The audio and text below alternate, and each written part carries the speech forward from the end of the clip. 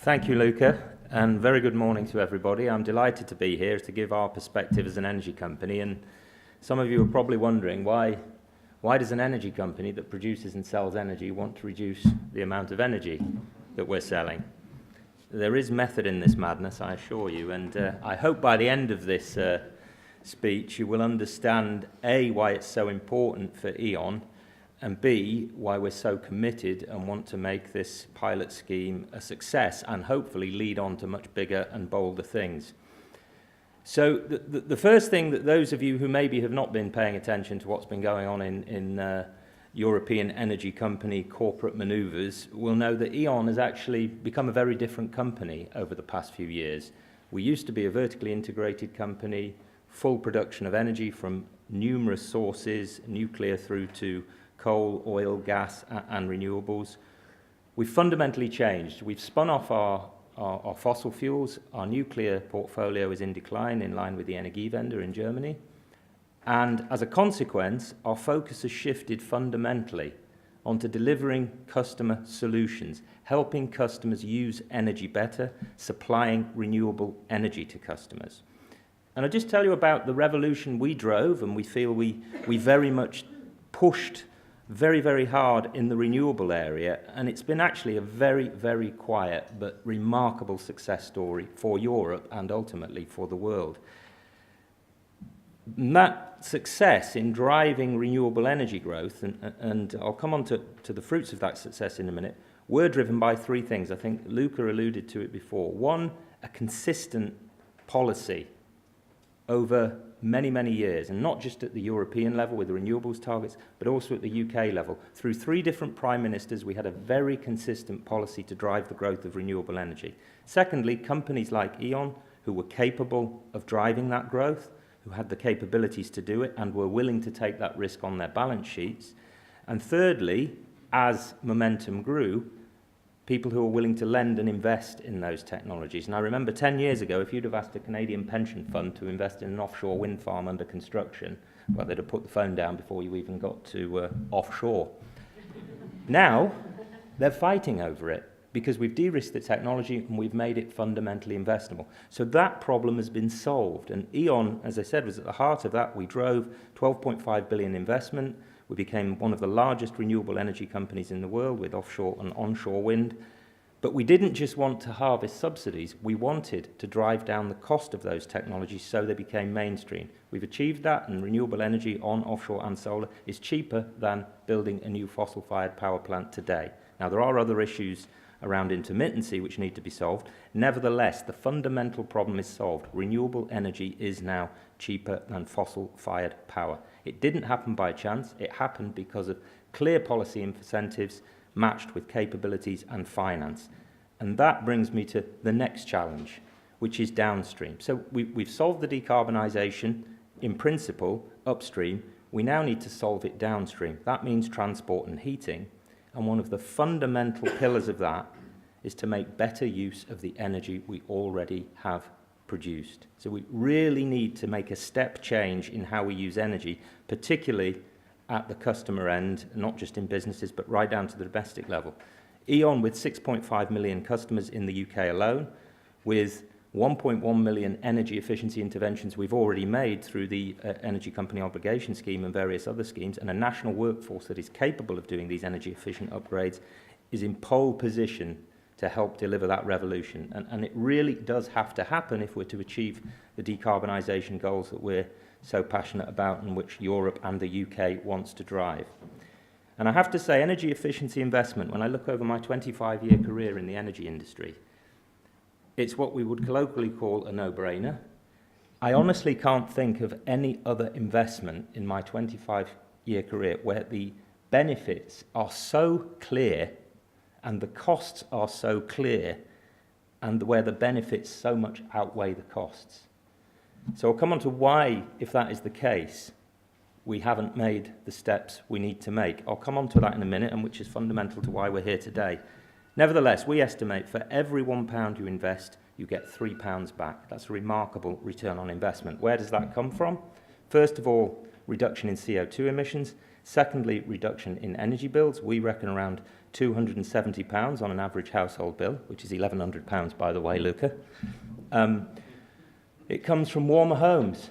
It means older people can stay in their homes longer. It means less burden on the health service and on the social care system. That's a massive benefit.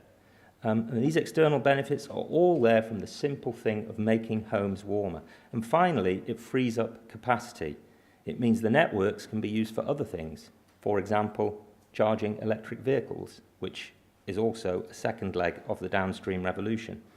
And it means you don't have to build the new power plants. The cheapest power plant you can build is the one you never have to build.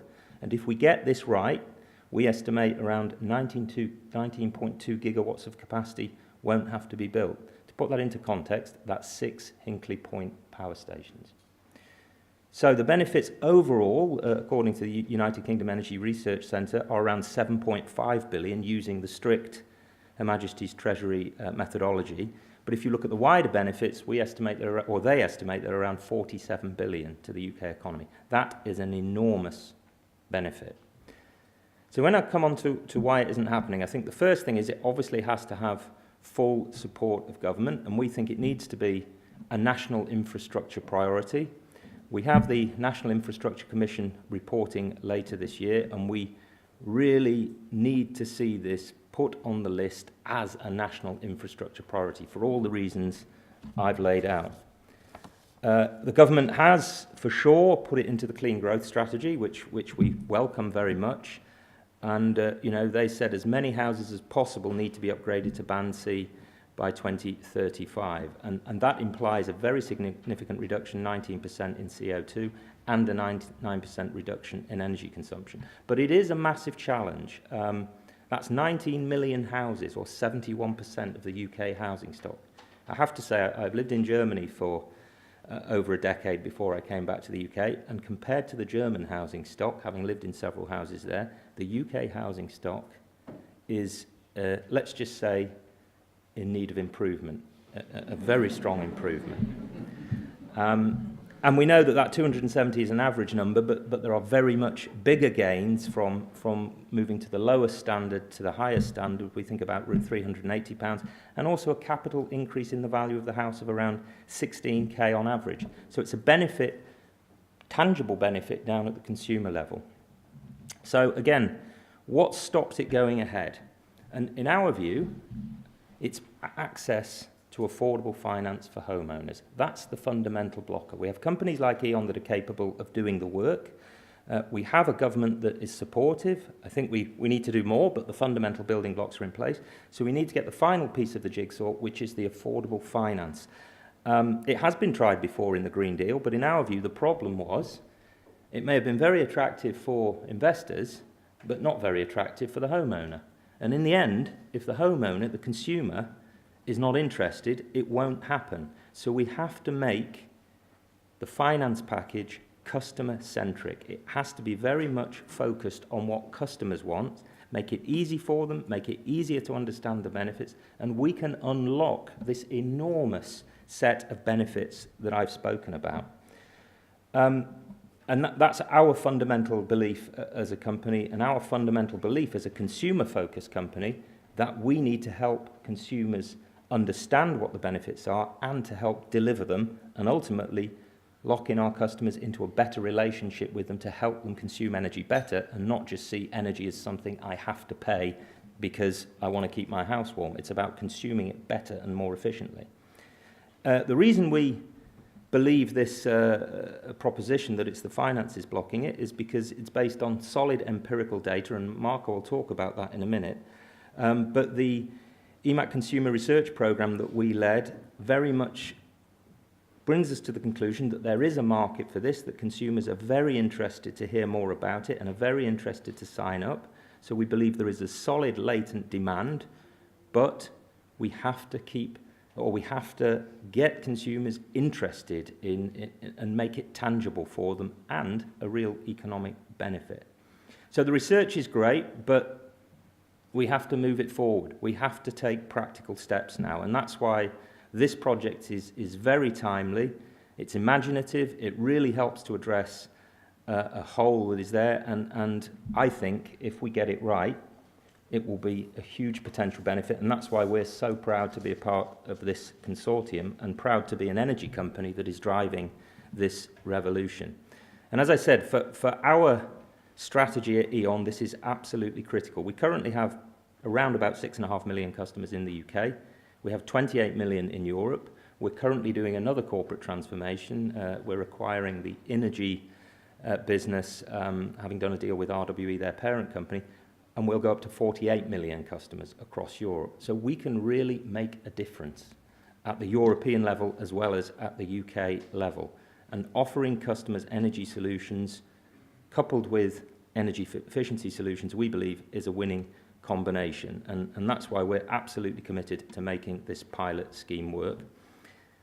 A couple of points on the government before I finish, and we welcome the Green Energy Tyrant Finance Task Force recommendations.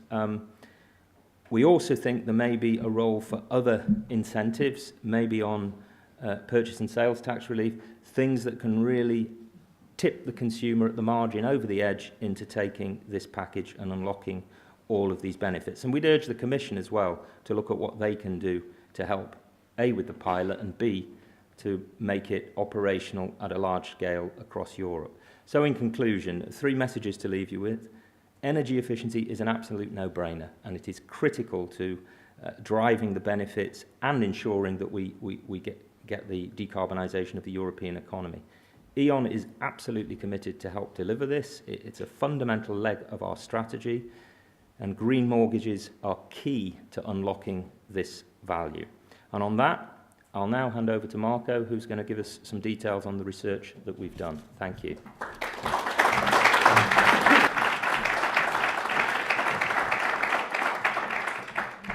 Good morning, everyone. Thank you, Michael.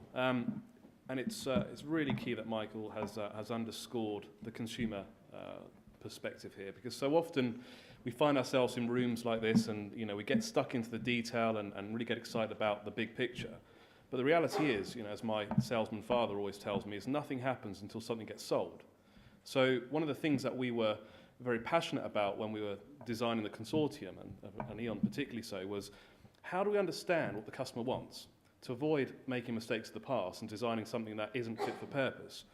And so E.ON led a piece of consumer research that we began in September last year, which basically staged the testing of a energy efficient mortgage concept, which we took to consumers in the form of focus groups to start with, and then with their feedback adapted it before going to a wider population of respondents. And this is research that we initially conducted via focus groups in Germany, Sweden, Italy and the UK, and we focused the more detailed phase of research via an online survey to consumers in Italy, Sweden and the UK. And what I want to show you this morning is what did we learn. But first of all, let's maybe look at what we put on the table. One of the things that kind of came across clearly even before we started designing this research was the need for simplicity. And the acid test of this is, could you put a concept on the table which is understandable? What we took to the wider population of consumers in the online survey was the concept I've got on screen here, which essentially is testing the idea of an energy efficient mortgage, which is a combination of 2 linked loans, so a standard mortgage coupled with a home improvement loan, which essentially would enable, through the delivery of that refurbishment, the activation of some form of discount on the standard mortgage product. So essentially, it's the outcomes of an energy audit on the home itself that will determine the quantum of funds to be lent. The completion of those works will then unlock a benefit, a longer-term benefit to the customer in terms of the mortgage product. And the home buyer benefits are clearly stated on this slide. So how do we take this to customers? Well, first of all, we wanted to understand a number of things. Could this as a concept be understood? Because if it's not understood, we should pack up and go home, because we're starting from the wrong point, and we need to rework that. Is it relevant? How appealing is it? And is there appetite? Because if there's no appetite, there's no market. So these are the stages we took the research through. And one of the things that really encouraged us in the results was actually in this first test of understandability, we had significant positive feedback on the understandability of the concept. Particularly standing out here is the Italian market. And what you can see here is those consumers who responded to this concept in understandability, saw it as very clear or quite clear, which was really positive. The next test was relevance.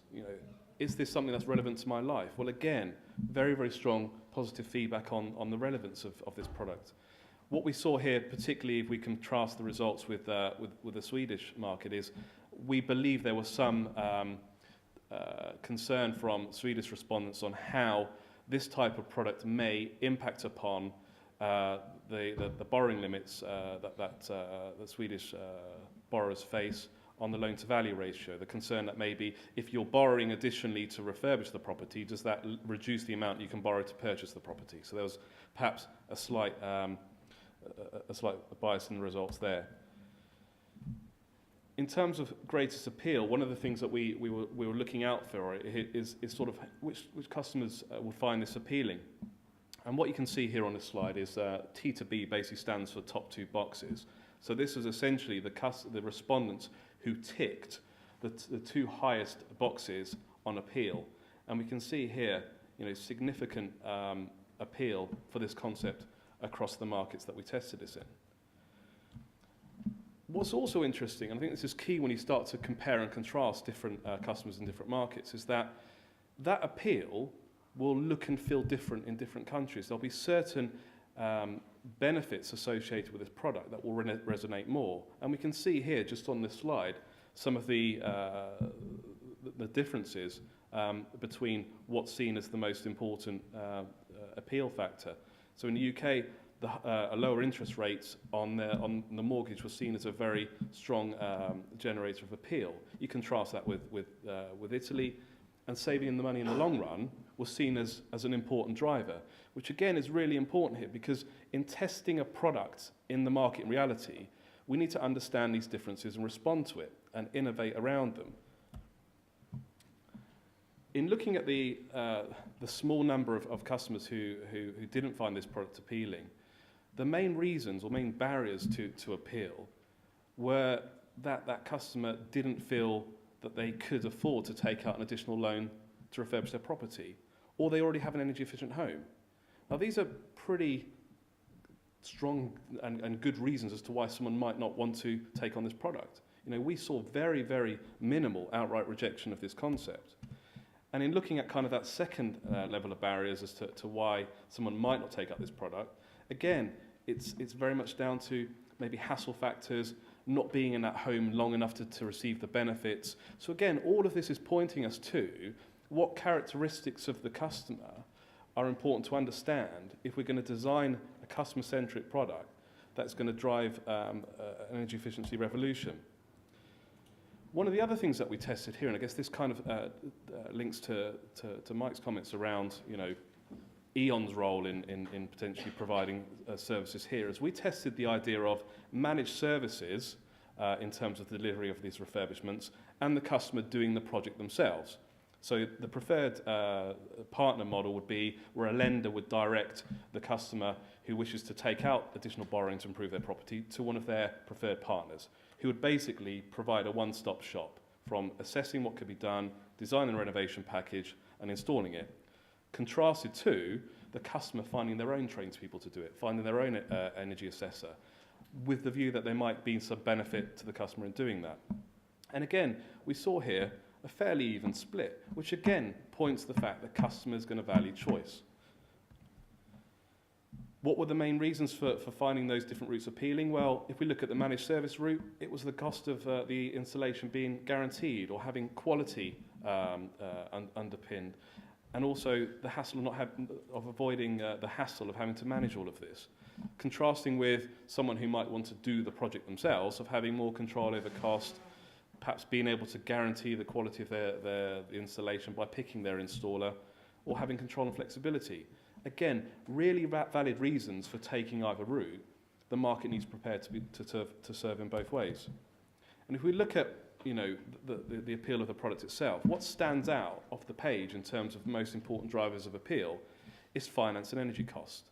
If the economics are working for the customer in terms of the cost of the finance, and they can see the savings associated with improving their home, you know, that pretty much takes them close to the line in making a decision to step up and refurbish. And I want to conclude now on, well, you know, how do we then communicate the impact of this product?